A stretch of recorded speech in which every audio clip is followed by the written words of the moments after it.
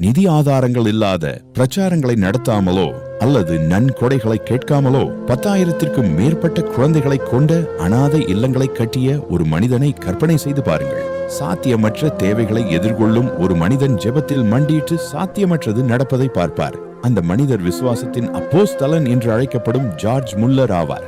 அவரது கதை ஊக்கம் அளிப்பது மட்டுமல்லாமல் பிரார்த்தனை எவ்வாறு மலைகளை நகர்த்த முடியும் என்பதற்கும் மனித தர்க்கத்தை மீறும் பதில்களை கொண்டு வருவதற்கும் ஒரு உயிருள்ள சான்றாகும். இந்த வீடியோவில் நாம் ஜார்ஜ் முல்லரின் வாழ்க்கையில் மூழ்கி அவரது பதில் அளிக்கப்பட்ட பிரார்த்தனைகளை ஆராய்ந்து அதே கொள்கைகளை நாம் எவ்வாறு பயன்படுத்தலாம் என்பதை அறிய போகிறோம். உங்கள் பிரார்த்தனைகளுக்கு எவ்வாறு பதிலளிப்பது அல்லது கஷ்டங்களுக்கு மத்தியில் விசுவாசத்தை எவ்வாறு தக்க வைத்துக் கொள்வது என்று நீங்கள் எப்போதாவது யோசித்திருந்தால், விசுவாசத்தின் அப்போஸ்தலரான ஜார்ஜ் முல்லரின் கதை நம்பிக்கை மற்றும் உத்வேகத்தின் கலங்கரை விளக்கமாக இருக்கும்.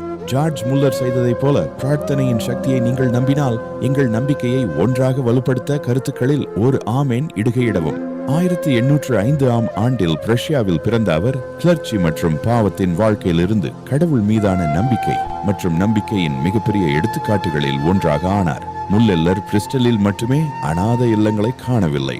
நேர்மையான மற்றும் விடாமுயற்சியான பிரார்த்தனை எந்த மனித முயற்சியும் செய்ய முடியாத கதவுகளை திறக்க முடியும் என்பதையும் அவர் உலகிற்கு காட்டினார். அவர் ஒருபோதும் பணமோ அல்லது நேரடியாக உதவியோ கேட்கவில்லை. மாறாக தேவனுடைய எல்லா தேவைகளையும் அவர் ஜெபத்தில் முன் கொண்டு வந்தார். பதில்கள் அசாதாரண வழிகளில் வந்தன. பிரார்த்தனை என்பது வெறும் சடங்கு அல்ல என்று ஜார்ஜ் முல்லரின் கதை நமக்கு கற்பிக்கிறது. இது படைப்பாளருடன் ஒரு நெருக்கமான உரையாடல். கடவுள் வெறுமனே கேட்கவில்லை என்பதை அவரது வாழ்க்கை நினைவூட்டுகிறது. நம்முடைய எதிர்பார்ப்புகளை மீறும் வகையில் அவர் பதிலளிக்கிறார். முல்லர் தானே கூறியது போல், நம்பிக்கை என்பது சாத்தியமானவற்றின் எல்லைக்குள் இயங்காது. மனிதனால் சாத்தியமானவற்றில் கடவுளுக்கு மகிமை இல்லை. மனிதனின் சக்தி முடிவடையும் இடத்தில் நம்பிக்கை தொடங்குகிறது. ஜார்ஜ் முல்லர் பிரார்த்தனையை வாழ்ந்து சுவாசித்த ஒரு மனிதர். சகோதர சகோதரிகளை, அவரை பொறுத்தவரை பிரார்த்தனை என்பது பகலில் ஒதுக்கப்பட்ட ஒரு கணம் மட்டுமல்ல, அது ஒரு நிலையான வாழ்க்கை முறையாக இருந்தது. குறைந்தபட்சம் அதைத்தான் அவரது சுயசரிதை நமக்கு காட்டுகிறது. அவர் கடவுளுடன் நெருக்கமான ஒற்றுமையுடன் வாழ்ந்தார். இதனால் அவரது பிரார்த்தனைகள் இயற்கையாகவே பாயும். அவர் பிரிஸ்டலின் தெருக்களில் நடந்து சென்றாலும், ஓய்வெடுக்கப்படுத்திக் கொண்டாலும் அல்லது ஒரு புதிய நாளை தொடங்க எழுந்தாலும் இந்த நடைமுறை வெறுமனே ஒரு பழக்கம் அல்ல. இது முல்லருக்கு ஆன்மாவின் ஆழமான தேவையாக இருந்தது. பிரார்த்தனை என்பது கடவுளின் இதயத்துடன் இணைக்கும் வழி என்பதை அவர் புரிந்து கொண்டார். மேலும் வழிகாட்டுதல், ஏற்பாடு மற்றும் அமைதியை பெற்றார். ஆனால் அவர் ஏன் ஜெபத்தில் இவ்வளவு வெற்றிகரமாக இருந்தார்? பதில்கள் அவை எப்படி வந்தன? அவர்கள் ஏன் வந்தார்கள்? அவர்கள் எப்போதும் வருவார்கள். சில நேரங்களில் உடனடியாக, மற்ற நேரங்களில் நீண்ட காத்திருப்புக்கு பிறகு. ஆனால் கடவுள் சரியான நேரத்தில் நகர்வார் என்று அவர் நம்பினார். ஜெபத்தில் அந்த நிலைத்தன்மை தந்தையுடன் தொடர்ந்து உரையாடுவதற்கு நம்மை ஊக்குவிக்கிறது. அவர் கேட்கிறார், பதில் அளிக்கிறார் என்று நம்புங்கள். ஜார்ஜ் முல்லரின் பிரார்த்தனை வாழ்க்கையை புரிந்து கொள்ள அவர் ஒரு செயல் மனிதர் என்பதை நாம் புரிந்து கொள்ள வேண்டும். அவர் செயலில் ஒரு மனிதராக இருந்த போதிலும் அவரது வலிமை ஜெபத்தில் இருந்து வந்தது. அவர் தனது சொந்த திறனையோ அல்லது மனித உத்திகளையோ நம்பவில்லை. அனாதைகளை கவனிக்கும் பணியை அவர் மேற்கொண்ட போது அதை தனியாக செய்ய முடியாது என்பதை அவர் அறிந்திருந்தார். எனவே அவர் மீண்டும் பிரார்த்தனை செய்தார், வேலை செய்தார், பிரார்த்தனை செய்தார். அவர் அனாதை இல்லங்களை கட்டினார், ஆயிரக்கணக்கான குழந்தைகளுக்கு உணவளித்தார். ஒரு முறை கூட நேரடியாக நன்கொடை கேட்காமல் ஒரு பெரிய அமைச்சகத்தை ஆதரித்தார். கடவுள் தருவார் என்று அவர் நம்பினார். ஆனால் சகோதர சகோதரிகளே, அவர் வெறுமனே சுற்றி அமர்ந்திருந்தார் என்று அர்த்தமல்ல. முல்லர் விடாமுயற்சி, பொறுமை மற்றும் விடாமுயற்சியுடன் பணியாற்றினார். எப்பொழுதும் இறைவனுடன் இணைந்திருங்கள். ஜெபம் மற்றும் வேலையின் அந்த கலவையானது நமக்கு ஒரு சக்தி வாய்ந்த எடுத்துக்காட்டு. ஜார்ஜ் முல்லரின் வாழ்க்கை வரலாறு மற்றும் மரபிலிருந்து நாம் கற்றுக்கொண்ட மற்றொரு விஷயம் என்னவென்றால், கடவுளால் பயன்படுத்தப்படுவதற்கு அவர் அவருடன் தொடர்ந்து ஒற்றுமையுடன் இருக்க வேண்டும் என்பதை அவர் புரிந்து கொண்டார். அதுவே அவரது வாழ்வின் மாபெரும் போராட்டமாக இருந்தது. முல்லர் புகழ், அங்கீகாரம் அல்லது தனிப்பட்ட புகழை தேடவில்லை. கடவுளின் விருப்பத்திற்கு ஏற்ப பயன்படுத்த தயாராக இருக்கும் எஜமானரின் கைகளில் ஒரு பாத்திரமாக இருக்க வேண்டும் என்பதே அந்த மனிதனின் இதயத்தின் ஆழ்ந்த விருப்பமாக இருந்தது. கடவுளின் வார்த்தையின் மீது பிரார்த்தனை மற்றும் தியானத்தின் மூலம் மட்டுமே அது சாத்தியமானது.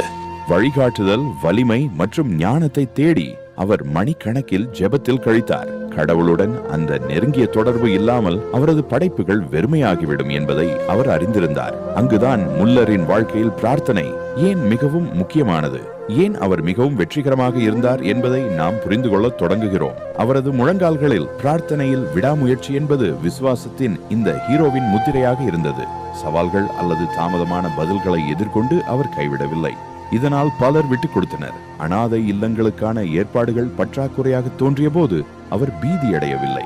அதற்கு பதிலாக அவர் முழங்காலில் நின்று கடவுளிடம் கேட்டார்.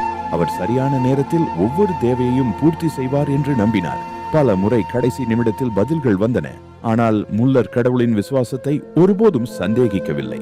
சகோதர சகோதரிகளே, மேற் செய்தவை அனைத்தும் அசாதாரணமானவை மற்றும் நினைவு சின்னமானவை. ஒரு பரிபூரண மனிதனாக அல்ல, ஆனால் கடவுளை நம்பியிருந்த ஒரு பலவீனமான மனிதனாக. அவரது மரபு அவர் அடைந்த எண்ணிக்கையை தாண்டி செல்கிறது. அவர் ஆயிரக்கணக்கான அனாதைகளை மட்டும் கவனித்துக் கொள்ளவில்லை, விசுவாசம் மற்றும் பிரார்த்தனையின் சக்தியை அவர் உலகிற்கு காட்டினார். முல்லர் மனித உத்திகள் அல்லது நிதி திரட்டும் பிரச்சாரங்களை நம்பியிருக்கவில்லை. அவர் இன்று உயிருடன் இருந்திருந்தால் அவர் இன்னும் இல்லை என்று நான் கூறுவேன். ஏனென்றால் முல்லர் தனது வாழ்க்கையை வாழ்ந்த விதம் கடவுளை சார்ந்திருப்பதை மட்டுமே அடிப்படையாக கொண்டது. அதனால்தான் நாம் இறைவனை நம்பியிருக்கும் போது, ஜெப வாழ்க்கையை வாழும் போது அவர் நம் புரிதலை ஊதிவிடும் வழிகளில் செயல்படுகிறார் என்பதற்கு அவர் ஒரு உயிருள்ள சாட்சியாக ஆனார். அவரது மிகவும் பிரபலமான மேற்கோள்களில் ஒன்று கூறுகிறது, நான் ஒவ்வொரு நாளும் கலந்து கொள்ள வேண்டிய முதல் பெரிய மற்றும் முதன்மையான வேலை என் ஆன்மாவை இறைவனில் மகிழ்ச்சியாக வைத்திருப்பதுதான். முல்லரை பொறுத்தவரை முன்னுரிமை வேலை, அனாதை இல்லங்கள் அல்லது பொருள் தேவைகள் அல்ல, ஆனால் கடவுளுடனான கூட்டுறவு. அவர் தனது ஆன்மா கிறிஸ்துவின் பிரசன்னத்தால் நிரம்பியிருக்க வேண்டும் என்பதையும் மற்ற அனைத்தும் அதிலிருந்து இயற்கையாகவே பாயும் என்பதையும் அறிந்த ஒரு மனிதர். மற்றவர்களை கவனித்துக் கொள்வதற்கு முன்பு அவர் ஆன்மீக ரீதியாக தன்னை கவனித்துக் கொண்டார். ஜெபம் செய்வதற்கும் பைபிளை வாசிப்பதற்கும் மணி நேரங்களை அர்ப்பணித்தார். ஒரு சடங்காக அல்ல, ஆனால் ஒரு முக்கிய தேவையாக. கடவுளுடன் அந்த நெருங்கிய தொடர்பு இல்லாமல் அன்றைய சவால்களை எதிர்கொள்ளும் வலிமை, ஞானம் அல்லது அமைதி தனக்கு இருக்காது என்பதை அவர் புரிந்து கொண்டார். ஜார்ஜ் மில்லரின் வாழ்க்கையில் பிரார்த்தனை பற்றிய மற்றொரு சுவாரஸ்யமான விஷயம் என்னவென்றால், அவர் கடவுளின் வார்த்தையின் வாக்குறுதிகளின் அடிப்படையில் பிரார்த்தனை செய்தார். அவர் பொதுவாகவோ தெளிவற்ற சொற்களிலோ பிரார்த்தனை செய்யவில்லை.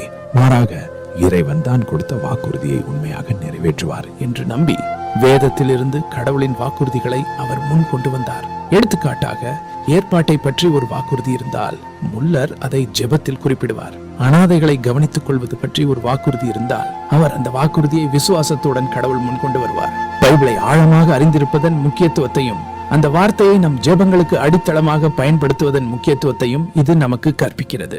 முல்லரின் பிரார்த்தனை வாழ்க்கையின் மற்றொரு குறிப்பிடத்தக்க அம்சம் கடவுளின் பதில்களை கவனமாக பதிவு செய்ததாகும். அவர் ஒரு பத்திரிகையை வைத்திருந்தார். அங்கு அவர் ஒவ்வொரு பிரார்த்தனை கோரிக்கையையும் பெறப்பட்ட ஒவ்வொரு பதிலையும் எழுதினார். அவரது வாழ்நாளில் 50,000க்கும் மேற்பட்ட பிரார்த்தனைகளுக்கு பதில் அளிக்கப்பட்டது. 50,000 பேர் ஜெபங்களுக்கு பதில் அளித்ததாக கற்பனை செய்து பாருங்கள். அது அவருடைய சொந்த விசுவாசத்தை பலப்படுத்தியது மட்டுமல்லாமல் மற்றவர்களுக்கு சாட்சியாகவும் செயல்பட்டது. அந்த பதிவு கடவுளின் விசுவாசத்தை தொடர்ந்து நினைவு கூறுவதற்கான ஒரு வழியாக இருந்தது. சந்தேகத்தின் தருணங்களில் எத்தனை முறை அவர் திரும்பி பார்த்து கடவுள் வழங்கிய, வழி நடத்திய மற்றும் பதிலளித்த எல்லா நேரங்களையும் பார்க்க முடியும். அதையே செய்ய இது நமக்கு சவால் விடுகிறது. ஒரு பிரார்த்தனை பத்திரிகையை வைத்திருப்பது, நமது கோரிக்கைகளையும் கடவுளின் பதில்களையும் எழுதுவது. இதனால் நம் சொந்த கண்களால் இறைவனின் கை நம் வாழ்க்கையில் நகர்வதை காணலாம். முல்லரின் பிரார்த்தனைகள் எளிமையாலும் நேர்மையாலும் குறிக்கப்பட்டன. அவர் ஆடம்பரமான வார்த்தைகளை பயன்படுத்தவில்லை அல்லது சொற்பொழிவு மூலம் கடவுளை ஈர்க்க முயற்சிக்கவில்லை. நன்கு மெருகூட்டப்பட்ட வார்த்தைகளை விட கடவுள் உண்மையான இதயங்களில் மகிழ்ச்சி அடைகிறார் என்று அவர் நம்பினார். இது நாம் மீட்டெடுக்க வேண்டிய ஒன்று. பிரார்த்தனை என்பது ஒரு செயல் அல்ல, இது ஒரு நிகழ்ச்சி அல்ல. இது தந்தையுடன் ஒரு உண்மையான சந்திப்பு. உங்களிடம் சரியான வார்த்தைகள் இருந்தால் பரவாயில்லை. முக்கியமானது என்னவென்றால் நீங்கள் இதயத்திலிருந்து பேசுகிறீர்கள். ஜார்ஜ் முல்லர் மற்றவர்களுக்காக பிரார்த்தனை செய்த ஒரு மனிதர்.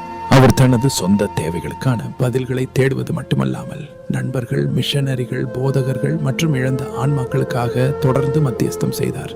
அவரது இதழில் அவர் பல தசாப்தங்களாக தொடர்ந்து மத மாற்றங்களுக்கான பிரார்த்தனைகளை பற்றிய பதிவுகள் உள்ளன. ஆம், 10 ஆண்டுகள் 5 குறிப்பிட்ட நண்பர்கள் கிறிஸ்துவிடம் வர வேண்டும் என்று அவர் ஜெபித்தார். முதலாவது 5 ஆண்டுகளுக்கு பிறகு காப்பாற்றப்பட்டது. 10க்கு பிறகு 2வது மற்றும் 3வது, 25 ஆண்டுகளுக்கு பிறகு 4வது மற்றும் 5வது. முல்லர் இறந்த சிறிது நேரத்திற்கு பிறகு இயேசுவுக்கு தனது உயிரை கொடுத்தது. இது இடைவிடாத மத்தியஸ்தத்தின் வலிமையை காட்டுகிறது. அவர் ஒருபோதும் விட்டுக் கொடுக்கவில்லை. உடனடி முடிவுகள் எதுவும் கிடைக்காத போது கூட அவர் நம்பிக்கையை இழக்கவில்லை. நம் கண்களால் பார்க்க முடியாவிட்டாலும் கடவுள் செயல்படுகிறார் என்று நம்பி ஜெபம் செய்ய அது நமக்கு கற்றுக் கொடுக்கின்றது. அவரது வாழ்க்கையின் முடிவில் ஜார்ஜ் முல்லர் விசுவாசத்தின் மாபெரும் நபராக மாறிவிட்டார். அவரது பலம் அல்லது புத்திசாலித்தனம் காரணமாக அல்ல, ஆனால் அவர் கடவுளை முழுமையாக நம்பியிருக்க கற்றுக்கொண்டதால். அவரது பிரார்த்தனை வாழ்க்கை அவர் சாதித்த அனைத்திற்கும் அடித்தளமாக இருந்தது. கடவுள் உண்மையானவர், அவர் கேட்கிறார், அவர் பதில் அளிக்கிறார், விசுவாசத்தால் வாழ முடியும் என்பதை காட்ட அவர் வாழ்ந்தார். இன்று முல்லரின் உதாரணம் நமது சொந்த பிரார்த்தனை வாழ்க்கையை மறுமதிப்பீடு செய்ய சவால் விடுகிறது. நாம் முழு இருதயத்தோடும் கடவுளை தேடுகிறோமா? அவருடன் தனியாக இருக்க நாம் நேரத்தை ஒதுக்குகிறோமா? அவருடைய வாக்குறுதிகளை நாம் நம்புகிறோமா? அல்லது நாம் ஆன்மீக ரீதியில் மட்டுமே வாழ்கிறோமா? நேரம் இருக்கும்போது அல்லது விரக்தி ஏற்படும் போது மட்டுமே பிரார்த்தனை செய்யுங்கள். ஜார்ஜ் முல்லரின் கதை மனம் திரும்புதல், புதுப்பித்தல் மற்றும் விசுவாசத்திற்கான அழைப்பு. கடவுள் மாறவில்லை, இன்னும் அப்படியே இருக்கிறார்.